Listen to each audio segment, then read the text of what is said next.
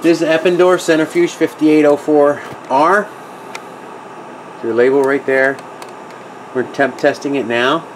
You can see on the fluke it says negative 5.5, and on the display it's negative 5. You can hear the fan going. It's got some scratches and cosmetic imperfections. I wanted to show you the there's a couple imperfections on the fan right here. It does come with buckets.